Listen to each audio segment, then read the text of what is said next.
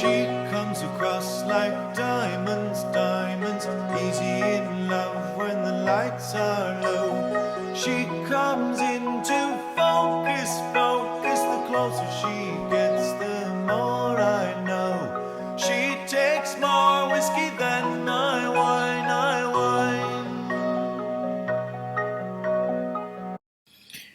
Well, we've come down to it. I've done 3 whiskeys. I did the Wayne Gretzky finished in ice wine casks. I did the English, which was aged in bourbon barrels, an English single malt with no age statement, bottled at 43%.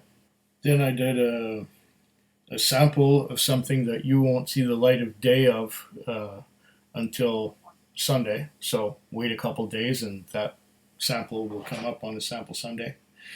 And now for my last whiskey of the evening, because it is the strongest, I have this one here. It's a Port Charlotte heavily peated Islay single malt MRC 01. First I'm going to pour a dram, and then I'm going to tell you what it says. Oh, come on, open up. This can is sealed real tight. There we go. It's got some dust on it too. It's been in my possession for a while. There we go. Port Charlotte. See if I can get this guy open. There is a pull tab. Oh, a nice convenient pull tab. You just pull the tab and the plastic should come undone. Come on.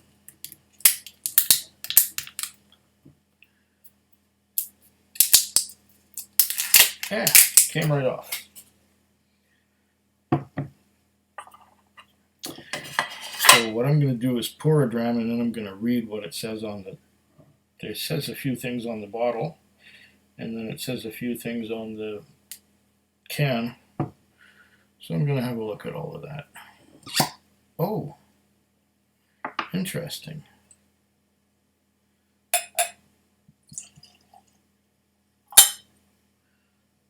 There we go.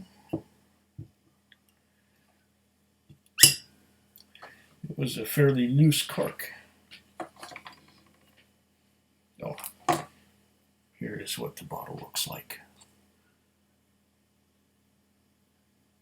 2010 MRC 01.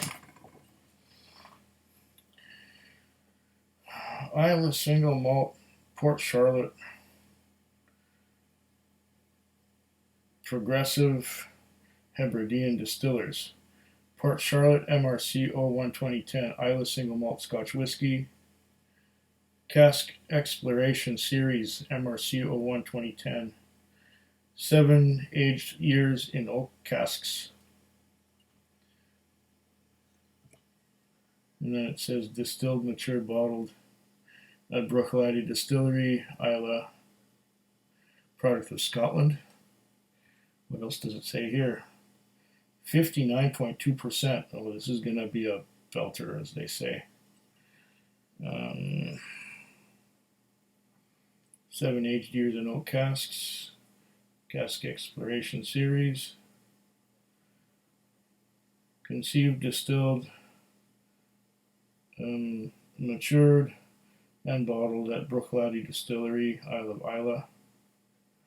59.2%. Yeah. Okay, so what does it say on the can here? There's more information. Yeah, there's one of these UPC codes. Okay. Today, approaching 90% of all Scotch whiskey is matured in ex-American whiskey casks, but it hasn't always been this way. Despite our many wars, Britain and France have always had a close wine relationship, and until the last century, French wine was shipped to the UK in casks to be bottled here. These casks then snapped up by the canny Scotch whisky industry. Okay. And it says here, following the end of Prohibition in 1933, the supply of cheaper American whiskey casks became available, by law only allowed to be used once. And these casks have now become the standard medium for Scotch whisky maturation. Here, however, we return to the golden age of our special relationship with France. 50% of the original spirit aged in first fill bourbon casks, the other 50% in second fill wine casks. These two then brought together for over a year in exceptional high provenance French oak from the Bordeaux left bank. The result is a vibrant and complex sunshine dram. And these are tasting notes, which I haven't read.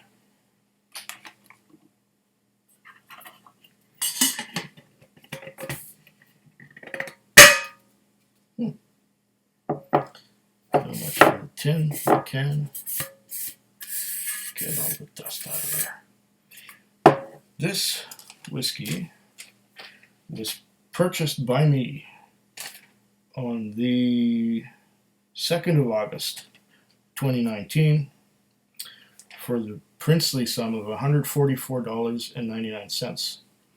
Add to that a 10-cent bottle deposit, $14.50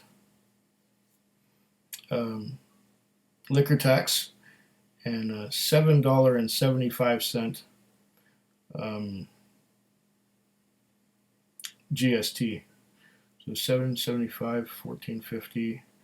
It's $22.25. So that would be $145.75.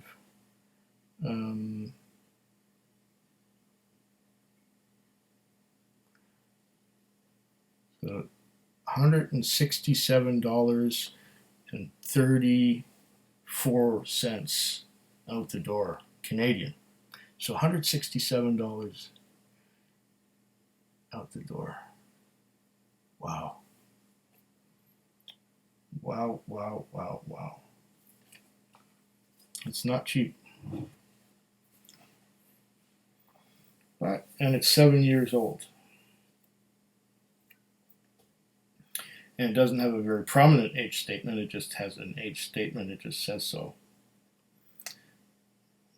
It doesn't have a great big 7 on it to announce 7 years. Let's see what we got for viscosity. There's the ridge. There are droplets forming on the ridge. Small drops. Small drops. And you can see them just kind of oozing down. This is going to be quite viscous, methinks. Ooh. Oh, wow. There's a lot going on here.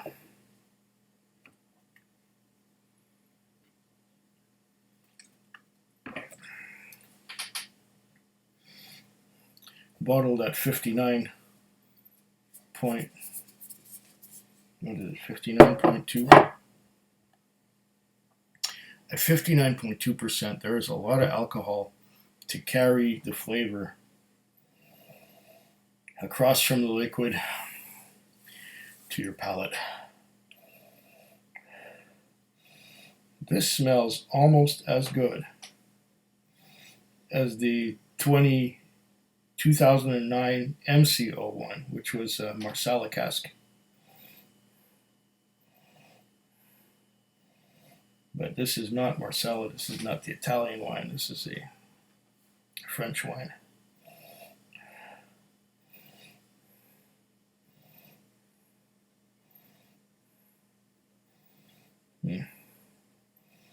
Nice. Fruits.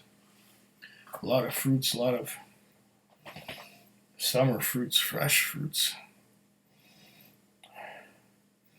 Fresh, ripe fruits and berries. What a cocktail of fruits.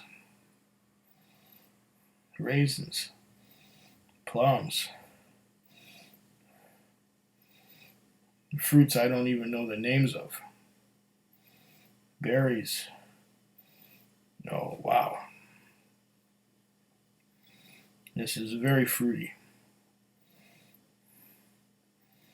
I'm not getting so much the peat right now. The fruit is dominating it. The fruit is dominating the nose.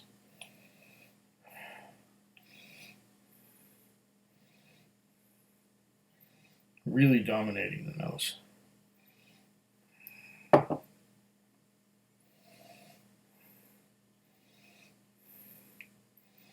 Trying to get the heavy peat to come out and play.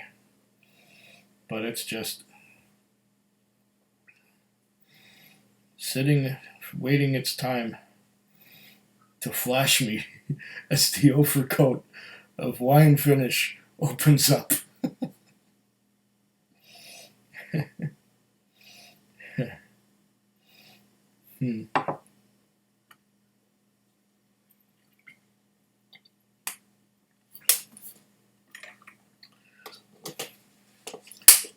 Good thing I have another water. I'm gonna need it.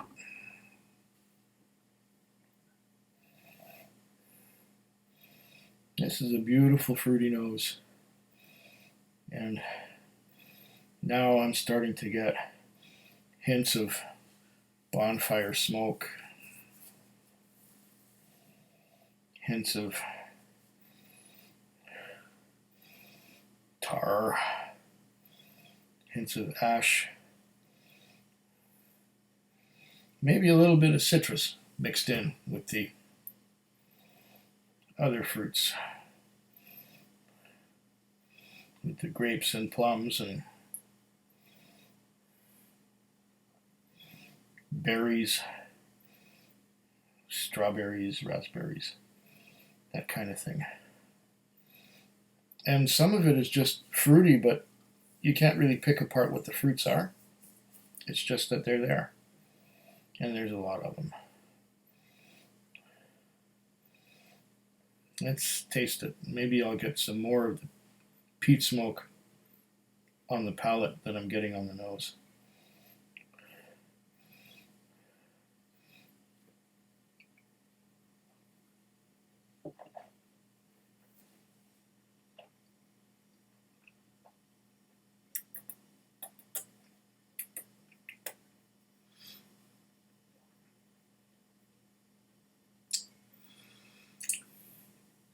Oh, yeah. Wow. Wow. That is big flavor.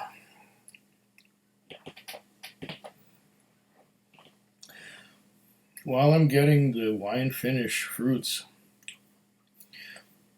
as soon as I swallow, there's a great big blast of bonfire peat smoke. And this is where it comes out on the palate. I don't get much of the peat smoke on the nose, but on the palate it really comes out to play.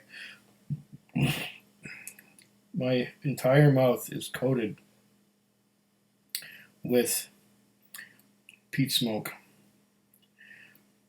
And the fruit was there at first, but that's gone down my gullet, leaving an explosion of peat.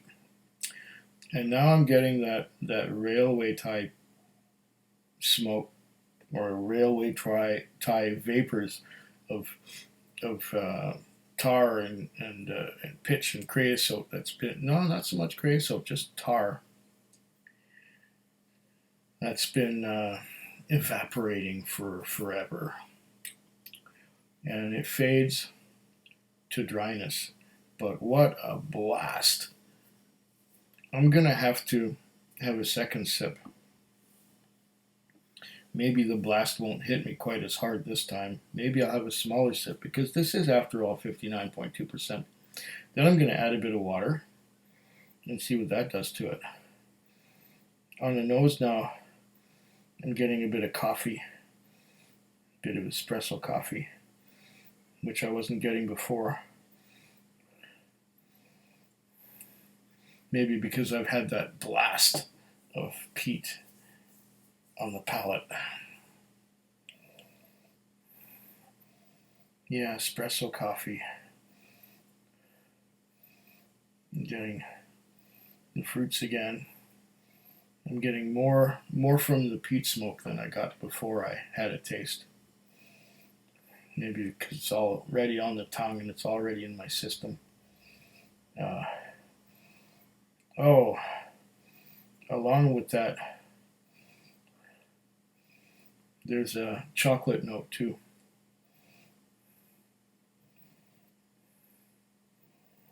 Not getting so much of the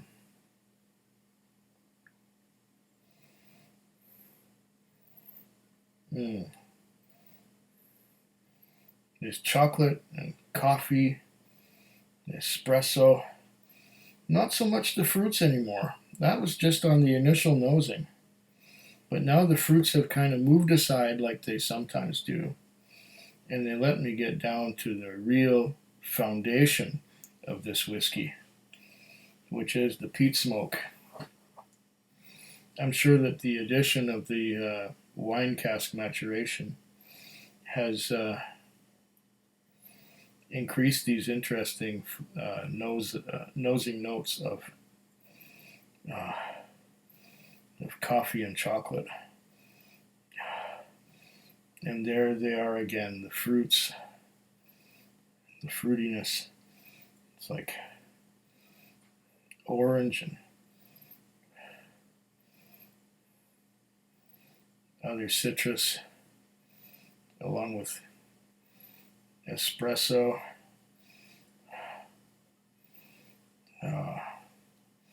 chocolate. Very complex, very much going on here. I'm just trying to pick the flavors apart, but they're coming to me as a whole, which usually I can pick apart the flavors, but they're so strong and intense. It seemed to be quite unbalanced at the beginning with the initial nosing, but now that I've had a sip, the balance is superb. It's right on. There's the fruits. There's the coffee and chocolate. This is just delicious.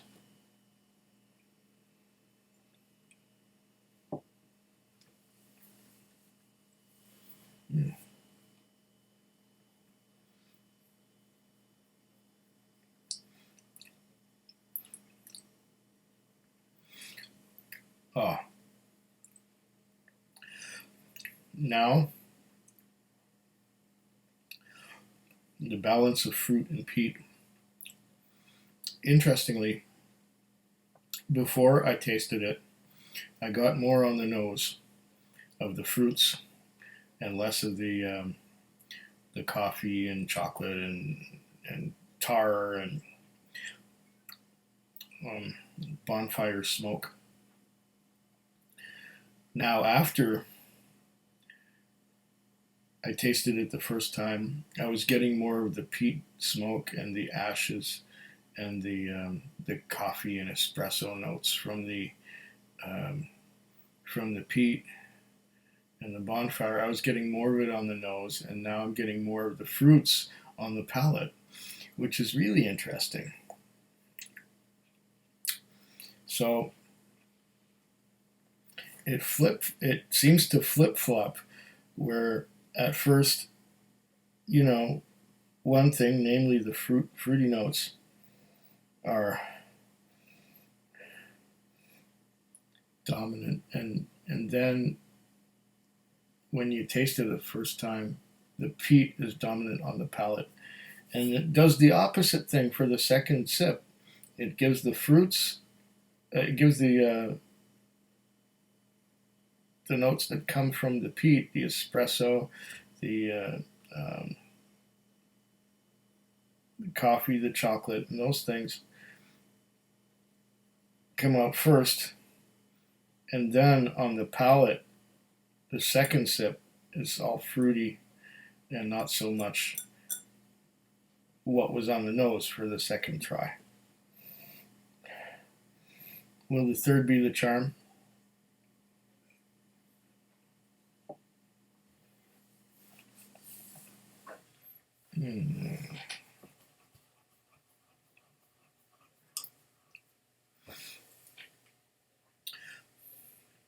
Okay. Now I'm getting some tar and wood. The tar and wood weren't coming out earlier. The tar and wood is on the tongue. The wine is coating the mouth. Oh, this thing keeps changing. Every sip changes it, which makes it very interesting. It's delicious. It just hangs there in the mouth.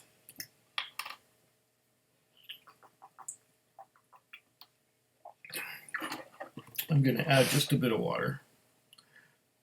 See what happens.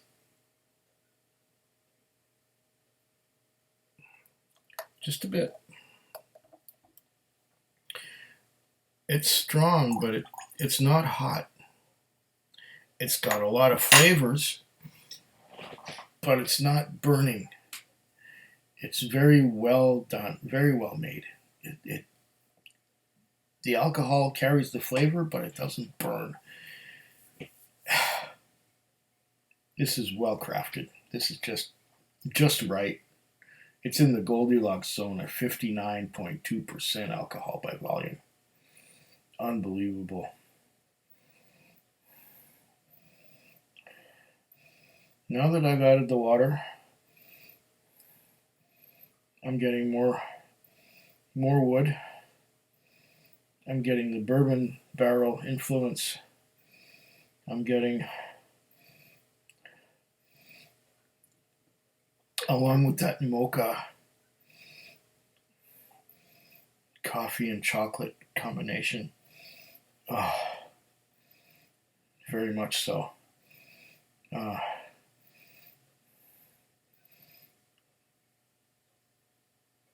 It's mocha chocolate and coffee combination and wood. Along with the wood, there's fruits in there. It's all sort of integrated. It's all sort of put together to make a cohesive whole, which is not what I expected. I expected to have one flavor here, one flavor there. They kind of balance each other, and there's nothing in between. This has all kinds of flavors between the two extremes and in the middle. And they come together seamlessly. That's the beauty of it. Oh man. I have been going on for a while, but this deserves taking your time because it always changes with every sniff. Bruichladdich have done a beautiful job of making this. And even though it's only 7 years old, it is complex.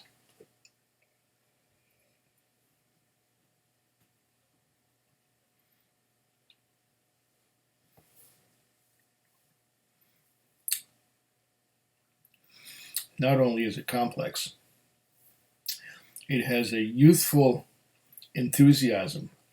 It has a youthful energy to it, where nothing is dulled and smoothed down. Everything is sharp and fresh, and exuberance would be the word. it's got that. It is just young and ready to go. What a beauty this is.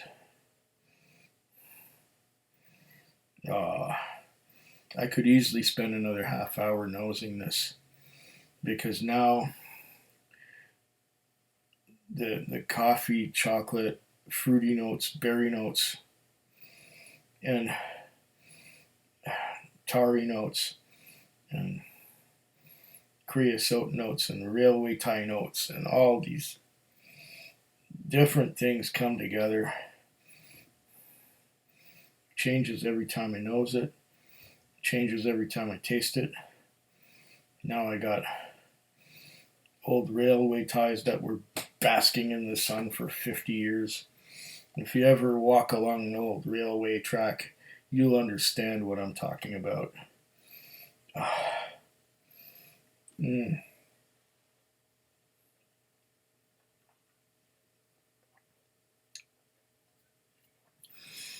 Water doesn't seem to hurt it. It brings out the more woody notes, and makes the peat a little softer. And towards the end, there is a long, dry, ashen finish with a touch of fruit that always wants to creep out and reassert itself. Beautiful whiskey. Slanchava. Foodquig. Foodquig. Foodquig. Foodquig. Foodquig. Yeah.